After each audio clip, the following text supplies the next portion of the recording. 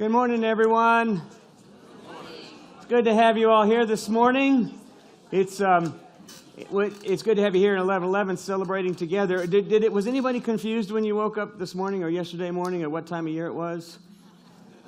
The squirrels at my house were packing up and leaving the attic. I mean, they were moving on. So it's kind of strange out there, but it's a beautiful day. So it's good to have you all here together. I'm going to make a couple of quick announcements before we begin with our first song.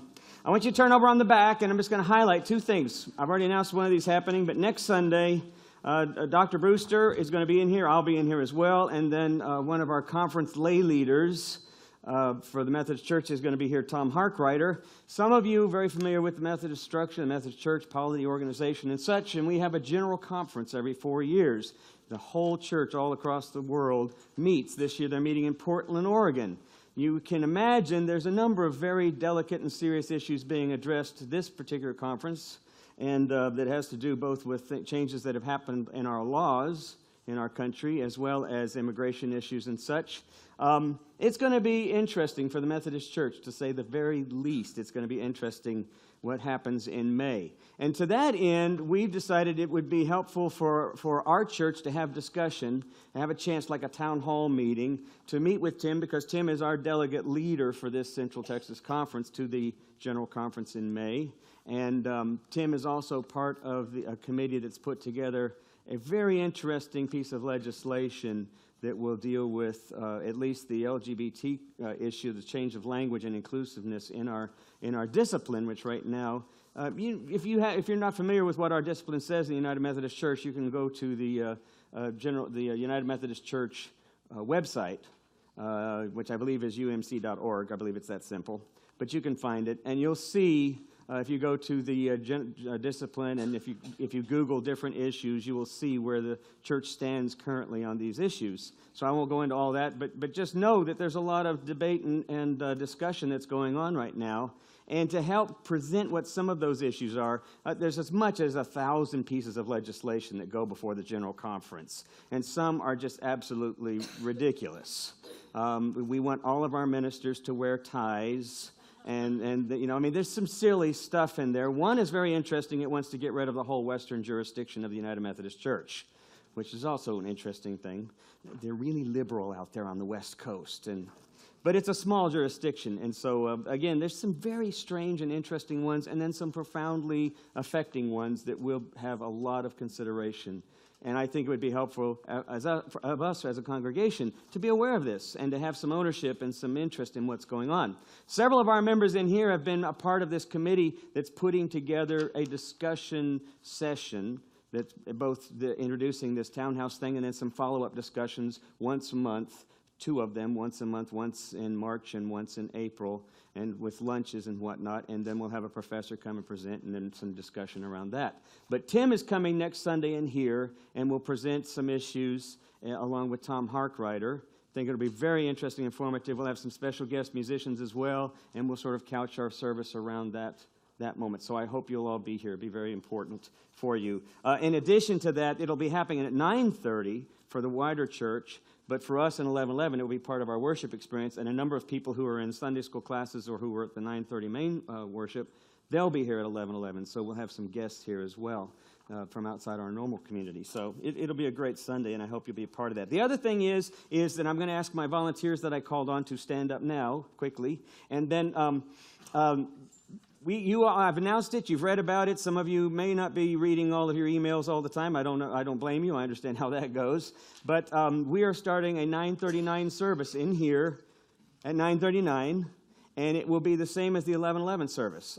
It'll be smaller, obviously, to start with, but already I've had a number of folks who've told me that they would prefer that. And we're reaching out to a different community, as well as folks offering here within our larger church, but really reaching out to a wider community that it's just become. We've known this in here. We're drawn to this service because of its message, because of the community, because of the experience and the openness, the approach to reflecting on our theology and our faith. We know that. That's why we're here. But we continue to have new folks who come and visit, and there's more and more folks out there who, seriously, there's not many options for that kind of an open and progressive and inviting orientation to thinking about faith and spirituality and the great mystery of life There's just not that much out there. And then you add a really pretty decent band on top of it. And, seriously, people, don't spoil them, okay?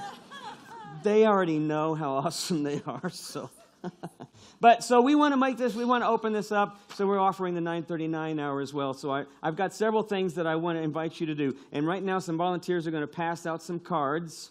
And so I know we're also at the end of our stewardship campaign, and a number of you have already sent in your pledges for the church for its budget. Some of you can still do that. Some of you can do that online. I will say only about the stewardship campaign that literally the finance committee can't budget. They have to budget on what is turned in, not on what's given at this place. But I mean, in this bowl, but what is turned in terms of what's committed for the year. That's how they make the budget. And so that's what all the other ministries depend upon. So I encourage you to send some kind of pledge in there so that they have an idea of what it is they can sort of base their budgeting on. So you can do that online. You can do that here. You can do that over the next couple of Sundays if you haven't done it today.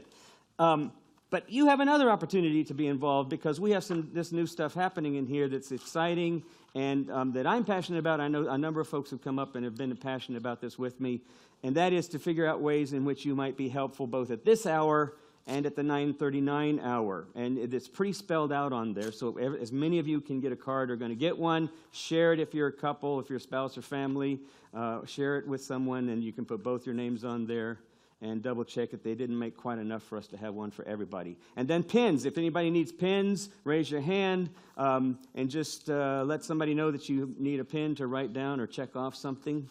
They're going around with pins. Did you already give all yours out? Oh, okay. Cards are coming around this way. Did we run out of cards? Already ran out of cards. Really? Okay, if somebody's got, if there's one person and two people can share a card, that would be awesome. I really apologize. Not sure what happened to the communication, but they only gave us about 75. And please know I want all of you to be involved in any way you can be. So, and we may end up with 20, 30 people wanting to do one job. That'd be awesome. We'll just make a list and just rotate it, and let people just get involved at different things. But there's so much that happens here, and as we continue to be vital and grow and such, we end up with one or two or three of us at most doing sort of everything. And it's really unfortunate because I know you would enjoy being involved with a lot of those things too. This is a great community and some pretty fun stuff to be involved with. So, all that being said, thank you very much for being here this morning, but thank you especially for sharing in this vision that is 11:11 celebration. Let's begin with our first song.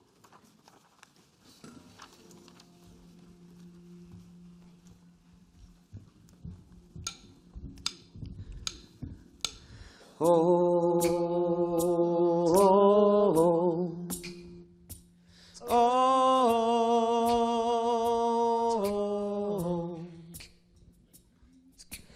oh,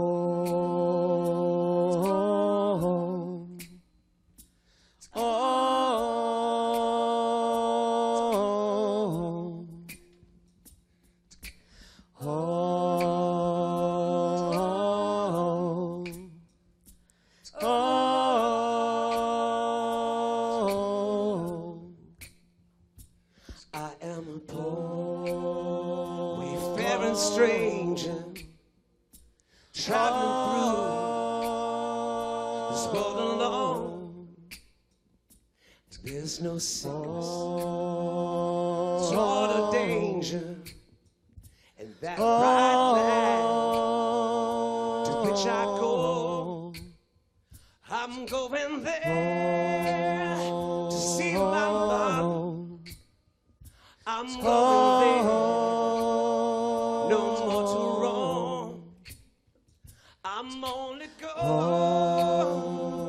overjoyed. I'm only going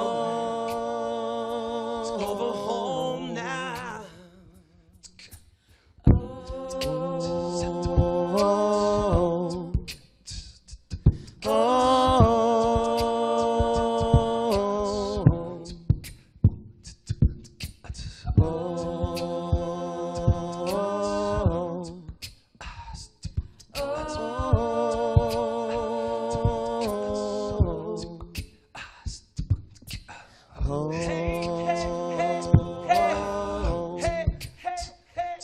I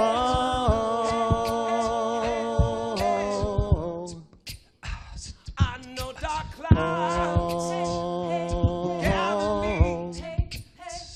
I know it's rough and steep, and the beautiful fields just never falling. I know my feet are rough and steep. I'm going there to see my mom. I'm going there, no more to roam. I'm only going to overture. I'm only going over home now, 'cause I am a poor wayfaring stranger, traveling through this world alone. And there's no sickness, toil or danger in that bright land to which I go.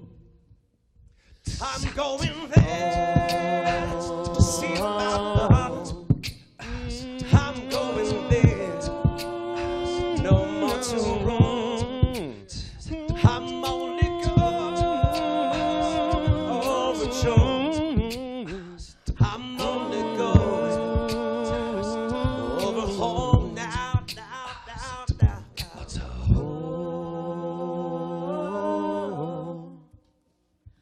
Oh.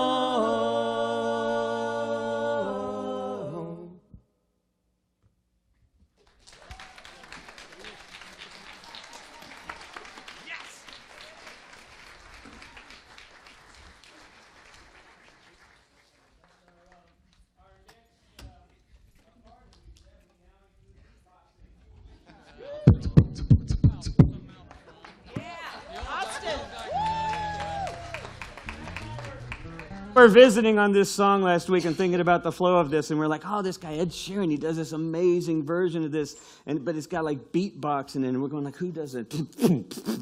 Who does the beatbox? And then we're like, oh wait, Austin, the sound guy, does that. So we are blessed. That's pretty impressive. So this week we're wrapping up this morning. We're wrapping up this whole sort of series of Epiphany and thinking about what it means to be in God's presence, be in the presence of the holy and the greater mystery, and how we connect. Last week we talked about being maladjusted as a way of not adjusting to what's normal, but instead choosing, as Abraham Heschel had said, to not just get comfortable or relaxed with the way things are, even with violence, to try to be surprised. How do we become surprised? So I'm going to share a few thoughts with you as we wrap up this idea of what it means to be in the presence of the epiphanies of God, and how do we connect with that. And for this morning, I want us to think about how we learn to be the strange that we want to see.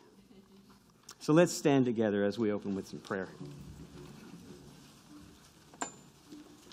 Let's pray. Holy One, we are grateful always to come together as community. We are grateful always to have a chance to let go of the week, to simply be present, to be open, and to be surprised. For this we are grateful and thankful. Open our minds that we might be able to let go. Inspire us that we might find a way to simply free ourselves in this moment and be here now. We pray this in the name of the one in whom we live and move and have our being. Amen. Let's join together as we sing, and if you have an offering or cards or other things to bring forward, bring them forward as we sing. This is a repeat after me song.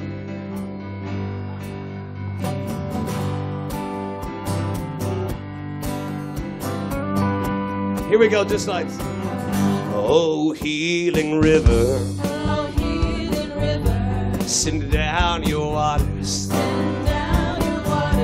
send down your waters upon this land. Oh, healing river, send down your waters and wash the blood from off of the sand. This land is parching. This land is parching. This land is burning. This land is burning. No seed is growing No seed is growing in the barren ground. in the barren ground. Oh, healing river, Oh, healing river, send down your waters. send down your water. Healing river, Oh, healing river, send your waters down. Saxophone. waters down.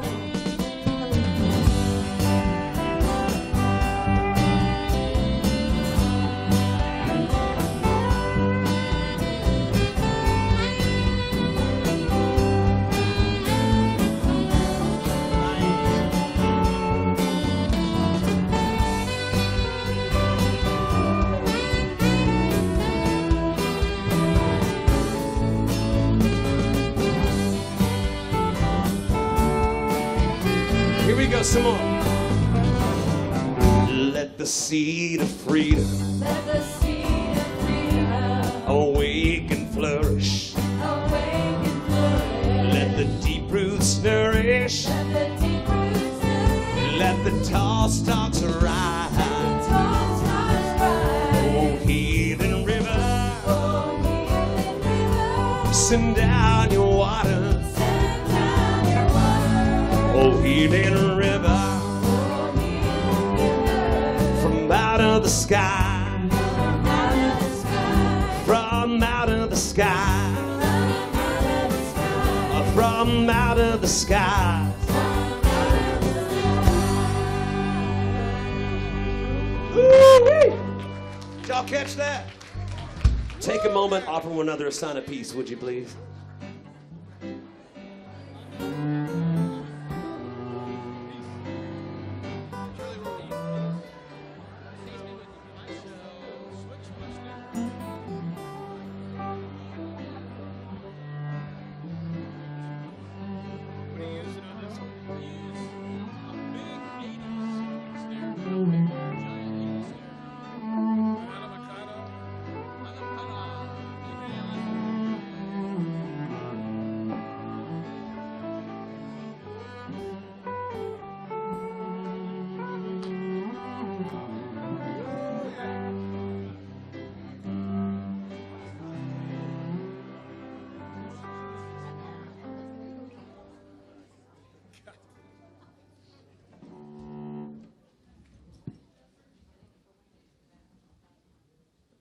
I'm going to read to you what is actually an ancient Hebrew blessing. It is a vision of hope.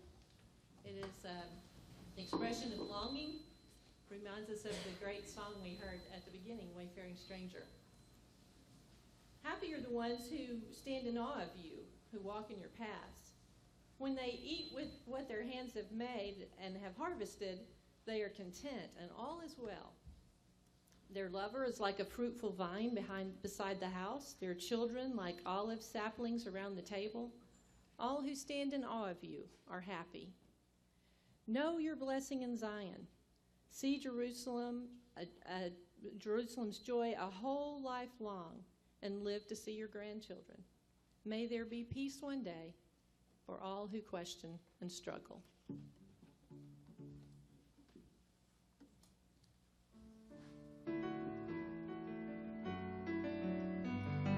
I want to invite you to sing this little song with us.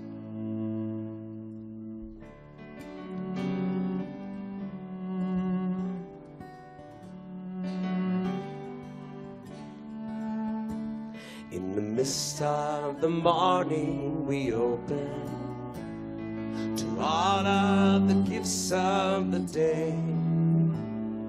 We open our hearts to take it all in and give it all back in our way. Let us sing of the beauty around us. Let us sing of the beauty within. Hear the earth tell that all shall be well. Anam Cara, so friend. Another verse.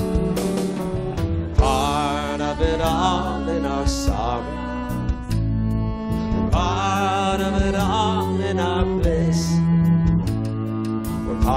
of the sun and part of the rain. We're all part of God's holy kiss.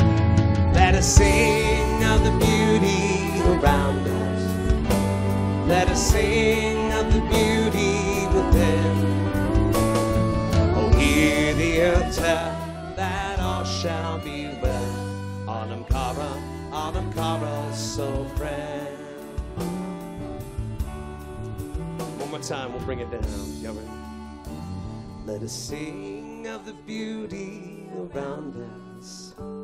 Let us sing of the beauty within. Oh, hear the earth tell that all shall be well. Autumn Cara, so friend.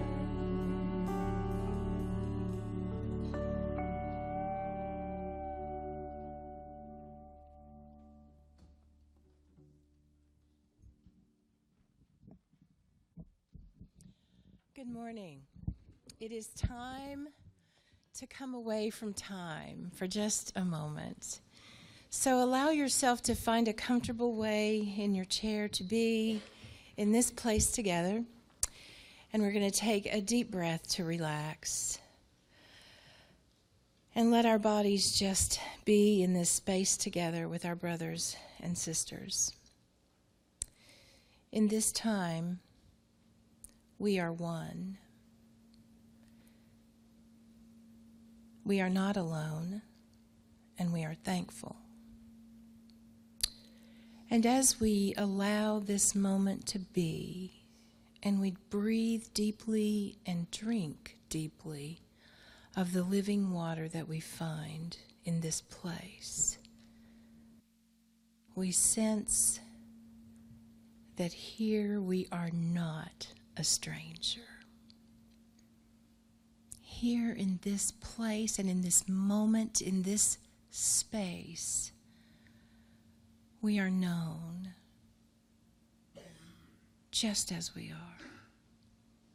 And we are loved without any change. And coming away from what was and before what will be, we are the now, right here, in this moment.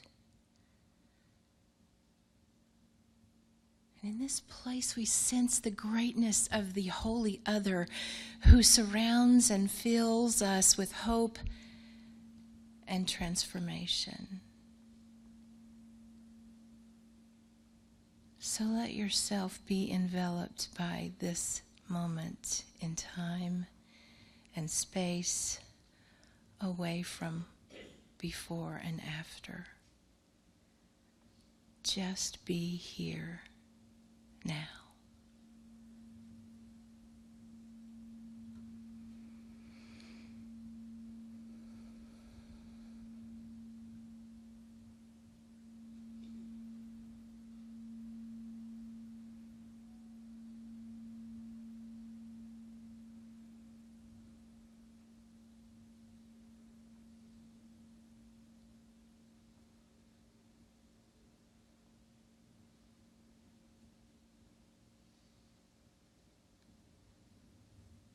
It's good to be still. It is good to quiet the noise in our mind and in our heart. And it is very good to know who you are and whose you are before we go from this place. We can be encouraged that we are not strangers. We are loved and beloved. Let this sink into your bones and clarify every challenge that lies ahead, for you will never face it alone. And we are thankful. Amen.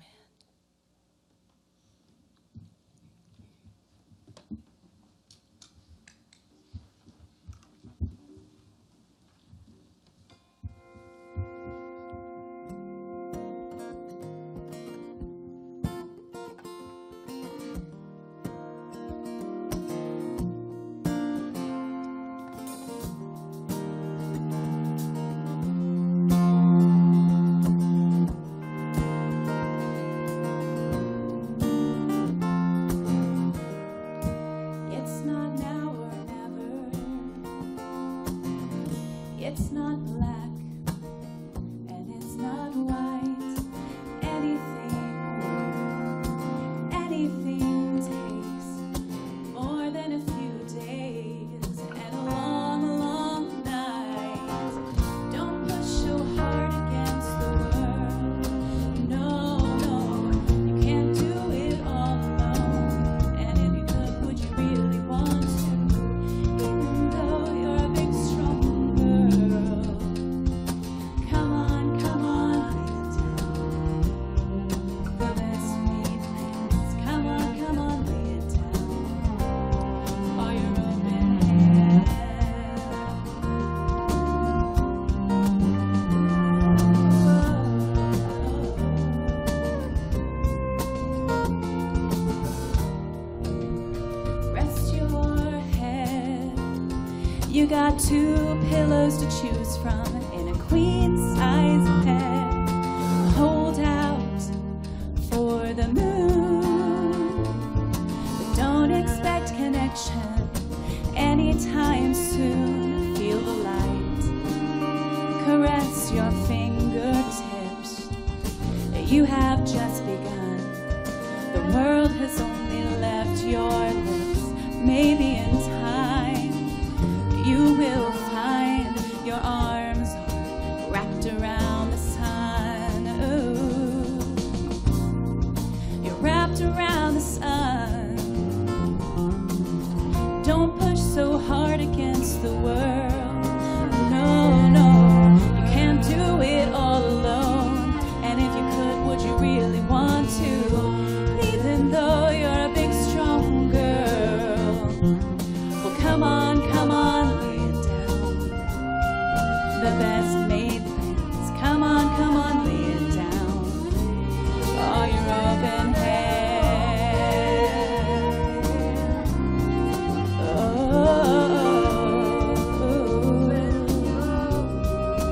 all your open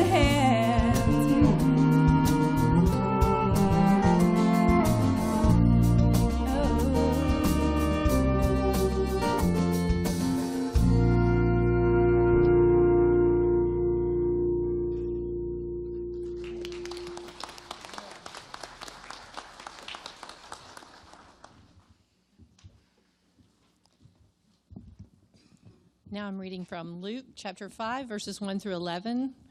One day Jesus was standing beside Lake Gennesaret when there was a crowd passing around him in order to hear God's word. Jesus saw 2 boats sitting by the lake. The fishermen had gone somewhere.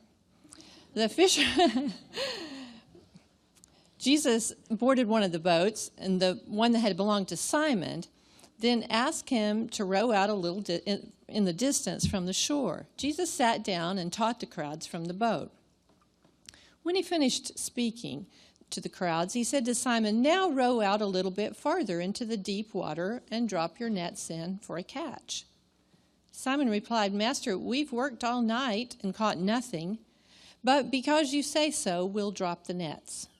So they dropped the nets, and their catch was so huge that the nets were splitting. They signaled for their partners in the other boat to come and help them. They filled both boats so full that they were about to sink. When Simon Peter saw the catch, he fell at Jesus' knees and said, "Leave me, Lord, I'm a sinner." Peter and those with him were overcome with amazement because of the number of fish that were caught. James and John, Zebedee's sons, were Simon's partners, and they were amazed too. Jesus said to Simon, "Don't be afraid. From now on, you will be fishing for people." And as soon as they brought the boats to shore, they left everything and followed Jesus.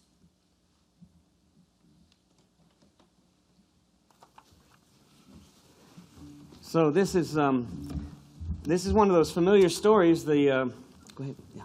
The fisherman and the great catch, and the call of Jesus for some of the first disciples. And it's interesting because I think this story, I've always thought of that story as simply being, I need a plug. Huh. That would help. What did I do with it? There it is. Thank you. You know, I have this hat, in fact, that sort of echoes the common sentiment with regard to this scripture text. I think the one that we know best, and especially if you grew up in an evangelical or conservative tradition or church, you might remember this idea of the sort of whole witnessing, the Great Commission, go out and win people and bring them in. And I have this great fishing cap, and it's white, and it has a big bass on it. And it says, fishers of men. And then underneath it says, you catch them, God cleans them. And then on the side it says, since AD 33.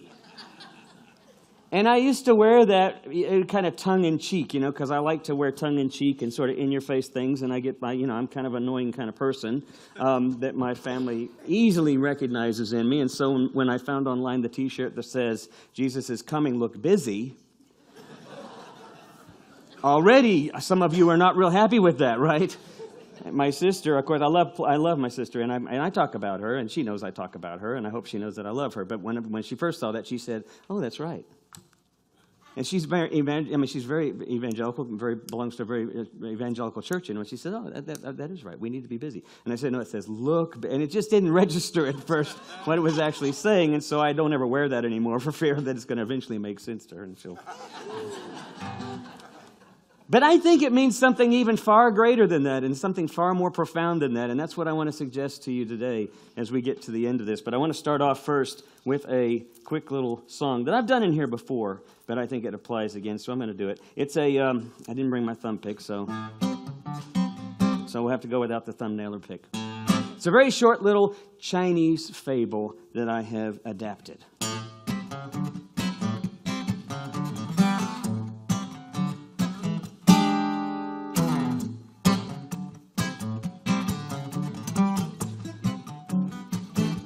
Already you can see the East Asian musical stylings, right?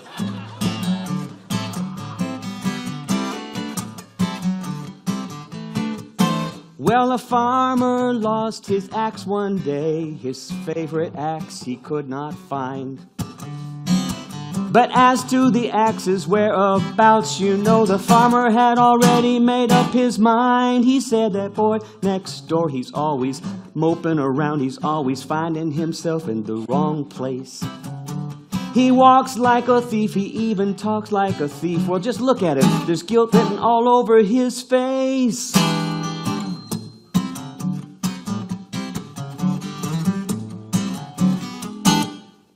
Well, now the very next day, when the axe turned up right just where he'd left it, it left him with a predicament.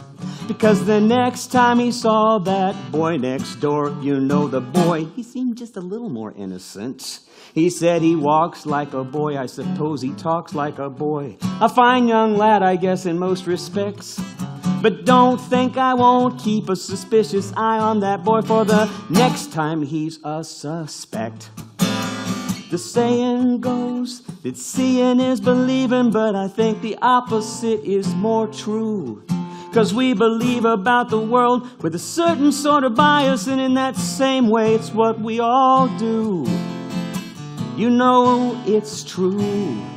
Unless someone come along with something helpful and new, unless someone come along to change our stubborn attitudes, it's always gonna be that bias of you looking at me and me looking at you.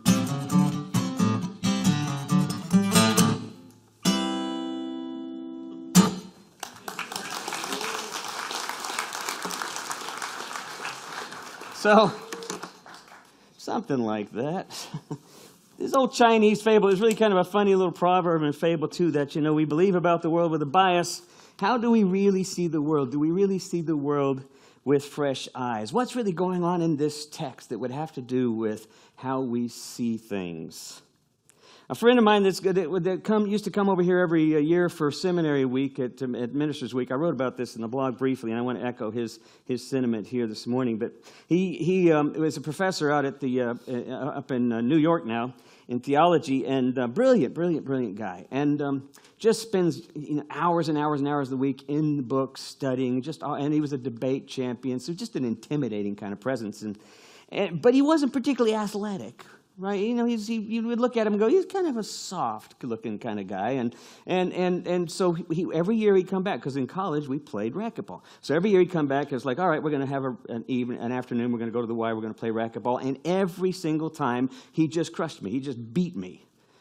And I don't exercise religiously, but I try to stay pretty active. And honestly, during the year, I don't do it now because of arthritis, but I would go and I'd play during the year to try to up my game. And I'm ready for him. And he would just soundly whip me into the ground, just beat me 2, 3, 4 games at racquetball. And then to rub it in, he'd step outside and he'd say, I don't know what's going on, man. I hadn't been playing all year. And, you know, are you doing okay? And then he'd pull out of his pocket a cigarette and light it.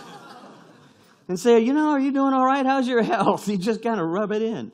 But then he was always this sort of a dichotomy, because then he'd throw out some philosophical quote, or he'd quote Thoreau, or he'd quote something else. And so he was typically asking me things like, you know, what's the most important thing in the world? You know, what's the greatest joy in the world? And I'm like, yeah, beating your good buddy at racquetball, right? Or maybe going and getting a burger with a beer. Maybe that's it. And he'd laugh and he'd say, no, the greatest joy is not being alone. Just out of nowhere. He'd bring it back, sort of ground it. The greatest joy is knowing that we're part of something. And then we'd go have lunch, and the conversation would leave the game entirely. There's something of that that's happening in this verse. We tend to think of this verse as being all about, I just need to make sure that you're saved so you're going to heaven. So we need to go out and fish for people and get those people into heaven. We tend to think that way, and we fall back into these patterns. There's something much bigger happening here that has to do with how we learn to see. There's a question that came up after a performance I did down in near Austin this past week. Friday, I was at a school, and this was beautiful school out in the hill country outside of Austin, actually outside of Spicewood, if you know where that area is. And all elementary, so it's about 650 students. I've gotten to where I can walk into a school and tell what the school's going to be like if I've met the principal. I've got retired educators here. They know exactly what I'm talking about. I can look at the student body and tell what the principal's going to be like. Or I can meet the principal and know what the school experience is going to be like, and the teachers. And it all has to do with how they see things.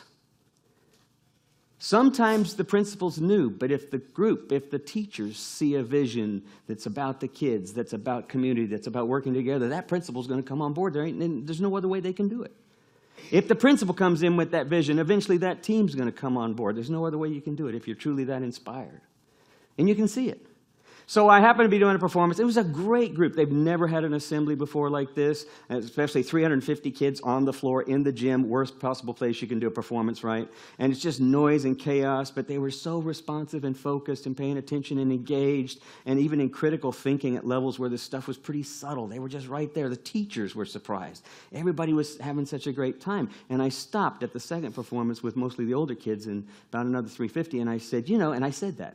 I can tell what your principal's like. Well, she had come in the side door. I didn't know it, but she was standing off the side, and they kind of looked over, and I said, y'all must get along really well. And they kind of looked around and smiled, but it was that sort of like, how does he know that, And I said, now, maybe you didn't, but for some reason I get this feeling that y'all are working together. You've got you're sharing something here, and I just feel it. It's great. And then I left and went on to the next thing. And afterwards, the principal told me, she said, you know what? I don't think they would have seen that until somebody else reminded them. Because the past year or so has been a horrible, terrible, difficult transition. And for the last 6 months, we've been working on being a team again, having a shared vision. And it's been working, but they're dealing with that old memory. And they can't see it. And until someone came in and suddenly said, I see something, they couldn't see it. And she said, and now I saw them smile at each other. It was just that reminder. It's hard to see things when we're living out of patterns, and we live out of patterns. Erich Fromm, the psychologist, said it's one of the greatest dangers of the human mind is the fact that we seek patterns. We want patterns. We want the familiar. So how do we try to see things strange? How do we try to see things in a new way? What was it that Yogi Berra said? I wanted to get that quote in here. I thought it was kind of... You observe a lot by watching. God bless you. Go on. See you. So, in reality, that seems obvious, doesn't it? But in reality, the scientists are saying, no, you don't. You can watch all you want. You're missing 75% or more. And in fact, you're even making up stuff that's not there. And you're going, Tom, you're crazy. But just do some research. It's fascinating to see where neuroscience is now. Our brain is so sophisticated, it's already acting without our volition. It's already moving without our willpower. It's already interpreting and making things up. And sometimes, unfortunately, it's going to the least path of resistance, or the path of least resistance, which means it may be going to the negative or the destructive. It may be going to the limited or inhibited, or it may be going to the positive and the hopeful and the possibilities. It kind of depends on a whole lot of factors. But the reality is that science is telling us our brains are doing a lot of stuff that we're not perceiving. There's a lot out there that we're not processing. So how do we get there? How do we begin to discover this way of seeing the world differently, of opening up? And unfortunately, when we live in a world like we live in, where things have become so polarized, and we react basically off of our basic sort of primitive instincts of fear and anxiety, flight and fight, then we're going to go to those familiar patterns. We're not even going to bother to second guess what we're thinking. And so you have these significant polarities that exist in not just in politics, but on all sorts of issues, social issues, moral issues. It's just black and white. There's hardly any openness in our country right now, in our culture, that says, I wonder, before anything else says, I wonder if I'm thinking about this wrong. That's so infrequently the first response, isn't it? I mean, if you're really honest with yourself, how many of us in here at the first debate or the first argument or the first sort of accusation or the first sort of threat of or discomfort, how many of us go, I wonder if it's me? I wonder if I'm thinking about this. Linda always says that when she's not in here, I talk about her a lot. She's just so easy to talk about. And really, we have this great sparring relationship. So I would say if she was here with me, she tells me when she was growing up, and her mom reminds me of this too. As a kid, she grew up with this sort of stubbornness. Her mom would always say, "You would argue with a fence post," right? And then as Linda grew up, she would say, "I'm German. I'm not going to argue if I'm not right. Why would I argue if I was wrong?" And I mean, it makes perfect sense. Some of us are really, really smart. I'm basically the person that starts off by saying, I'm Eeyore. That's who I've always been, Eeyore. There's something wrong with me. Okay, I'll go back and think again. But Linda's she's so disciplined with everything she does. And we know people like that, disciplined in their studies, disciplined in their approach to everything. They're not going to come up here until they've worked through this material 4, 5, 6 times, and then they've got it down. Then they're going to come. That's not me. Y'all already know that. But that's Linda. So why would I argue if I wasn't right or if I was wrong? Why would I argue? So there's this idea that we come to this sort of reality to our experiences a lot of times without this ability to think in terms of life's experiences as a mirror. But instead we think of life's experiences as an object in which we control or which we master. If life is sacred, if life is filled and imbued with God's presence and the mystery of God's wonder and this holiness, it's a little bit arrogant, maybe, to approach daily that we're in control, perhaps. And maybe that's what I really get out of this story, is that when Jesus gets in the boat and says, put your nets over here, they're all going like, we did that. There's nothing there. We've been there. And then Jesus says, try it again. Just, do it for me. Humor a guy, And they've already left the boats. They've already done, it's already defined, it's worthless. And they throw the nets in, and of course they pull up this abundance of fish. I'm of the school, like our friend Peter Mayer, the singer-songwriter, that great song, Everything is Holy Now, where he says the real miracle is not so much water into wine, but now the real miracle is looking at life and trying to find out where there isn't a miracle. That's the real wonder of life. but that's also the change in how you see things. Jesus says, throw the net over here. It's the water that you've been looking at this whole time.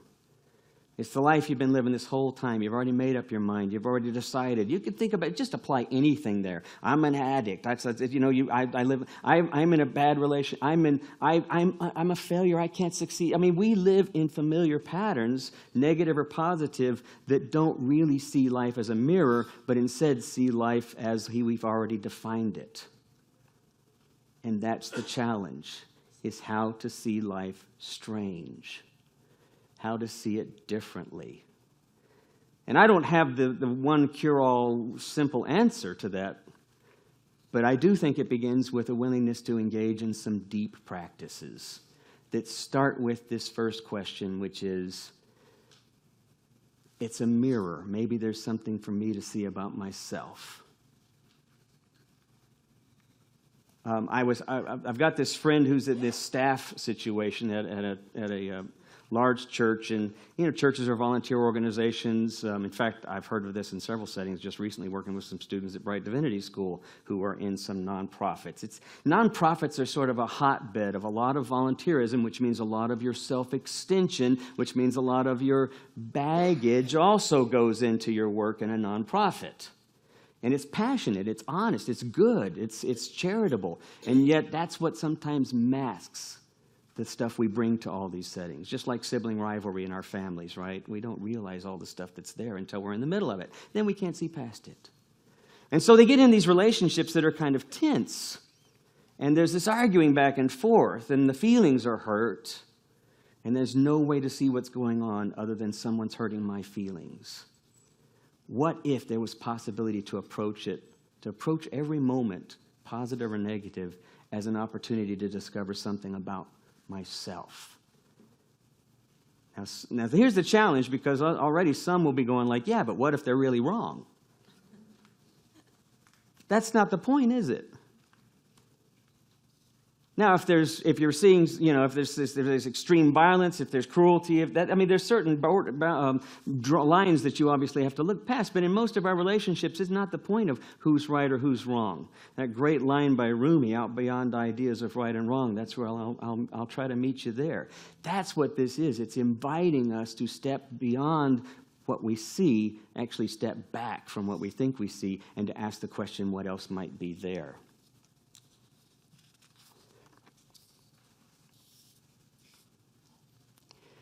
In Thich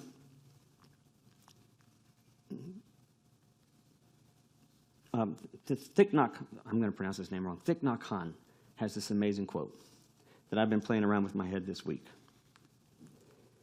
One of the ways in which we can begin to engage the strange is to treat it like it's sacred. To treat the moment like it's sacred. Now, here's one way you can do that. And then I'm going to give you a second way to do that. Thich Nhat Hanh says, treat what you're doing, the moment where you are. Be present to that. Do what you're doing as if you're bathing the Buddha or the baby Jesus.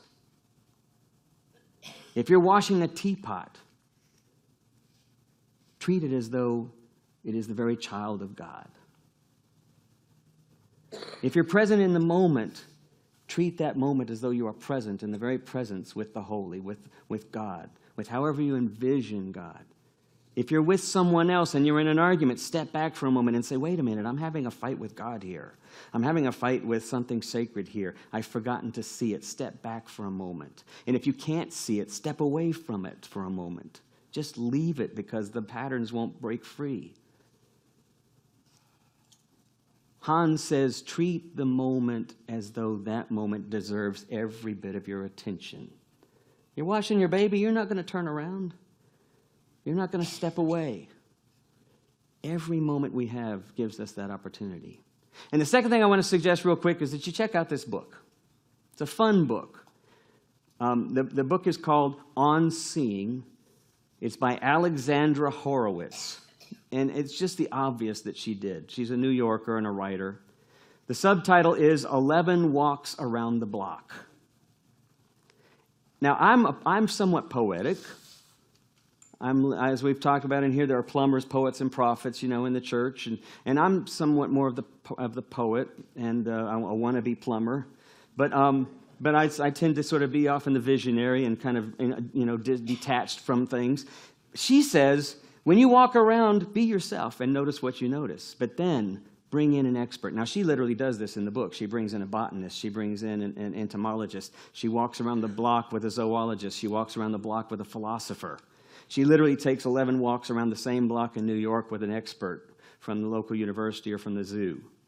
And she gets their observations and is astounded by what she's missing with every single walk.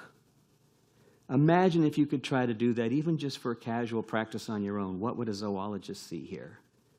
What would a sociologist notice here? What would a theologian notice here? Or a philosopher? It requires that we have to get out of our routine, right? Get out of our norm, get out of our patterns, and see it from other eyes. Seeing things strange requires that we get out of ourselves. It's a deep practice. It can begin with silence. It can begin with just trying to pay attention. But realize the reality is even when we're paying attention, we're missing 75% of things.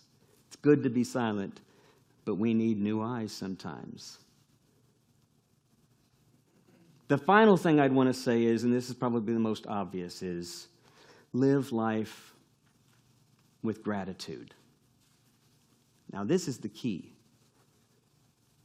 I see Facebook posts all the time, and I love them. There's beautiful Facebook posts of people say, I'm just so glad for today. I'm grateful. And I love that. I was with a friend this past weekend at this place where I was performing, and they hosted me. Her husband, Linda, and I were staying there. Her husband is the happiest, most positive guy I've ever met. If he says he's really mad, I think something has fallen apart in the world. I mean, the world is cracked open. He is just such a positive guy. And he's in his 70s, and he was a farmer growing up and then a professor. He's just the optimist. And he encourages everyone and loves everyone.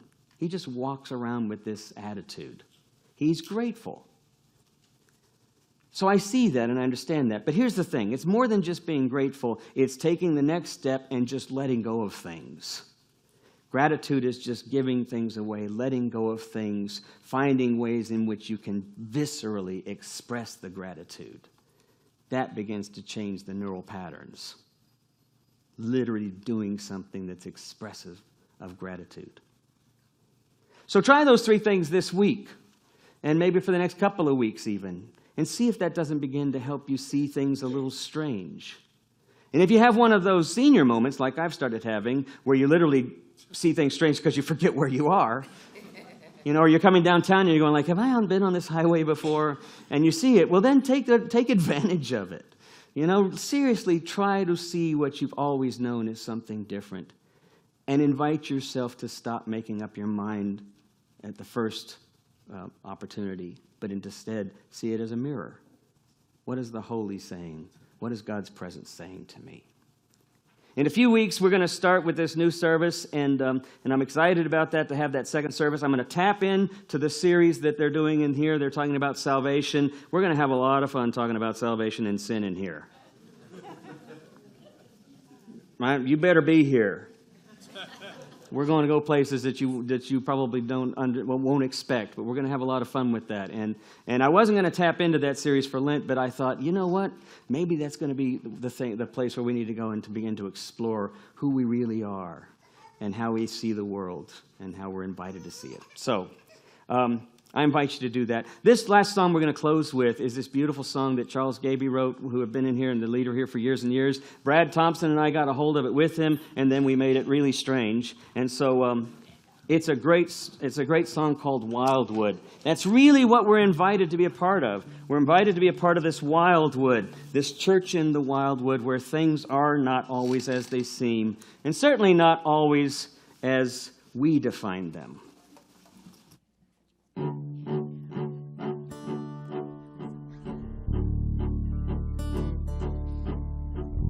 Come to my church in the Wildwood, in the Wildwood, in the Wildwood. Come to my church in the Wildwood, wild world. In the wild world. The whole wide world is underfoot as we go walking in the woods.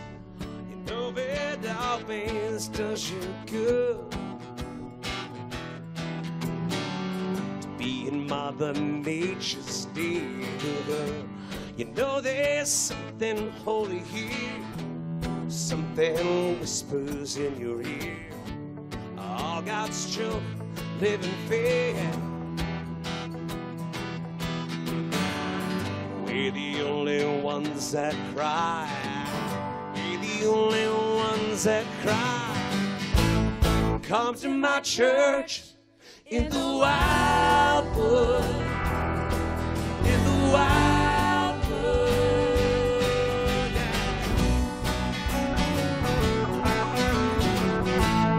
Nothing is labeled as bad or good. In the wildwood.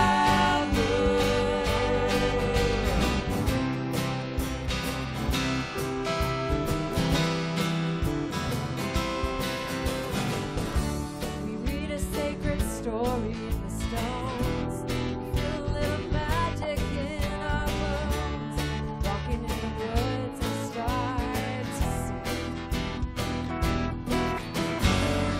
miracles we are, oh the mystery. As ivory aspen towers chatting with their breeze, clapping o'er the golden light of the trees, till the over the mountain leads us in a backward song. We don't have to look ahead, sing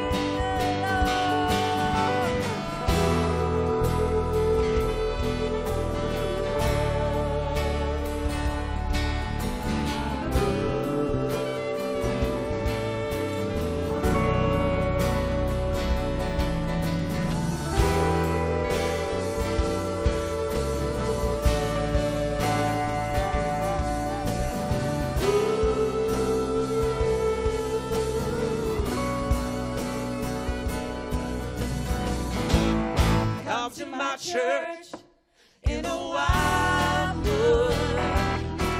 In the wildwood.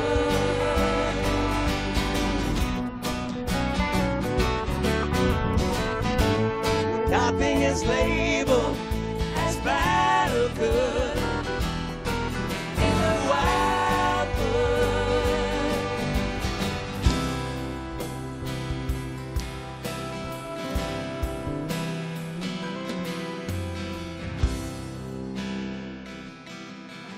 Some truth to portray. Even you and I may have prophetic things to say.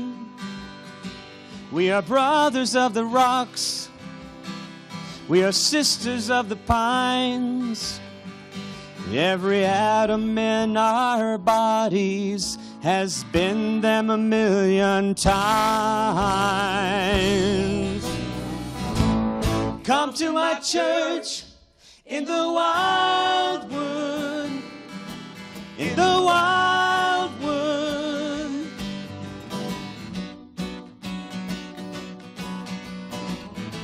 Where nothing is labeled as bad or good. In the wildwood.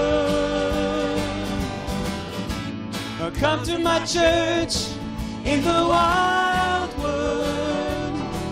In the wildwood.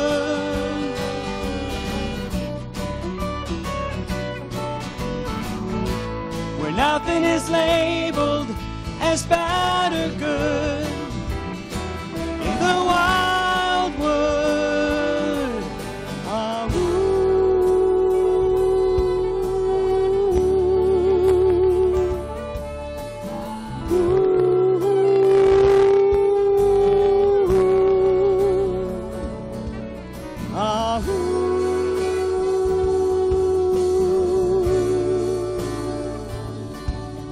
Ah,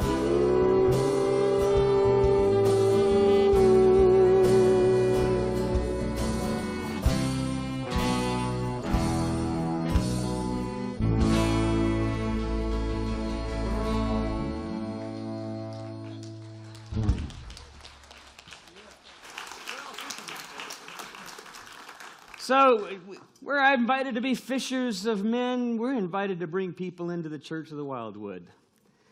We're invited to see the possibilities that others have already said aren't there and to invite them in. It's a pretty big open world. And not everybody can see that, but that's a pretty profound invitation.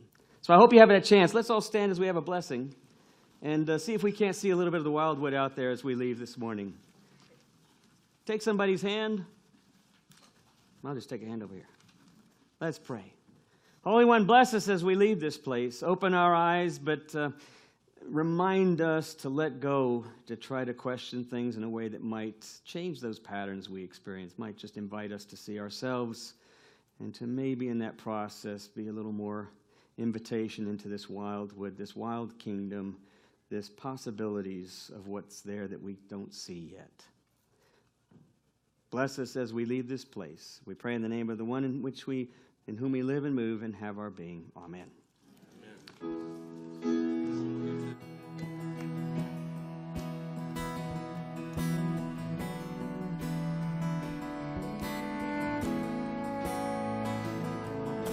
The darkness cannot drive out darkness till every child, woman, and man. Only light can drive out darkness. Only light can. Only light can. Hate cannot drive out hate till every child, woman, and man. Only love can drive out hate. Only love can. Only love can. We must be the strange we want to see. We must be the strange. We must be the strange we want to see. We must be the strange.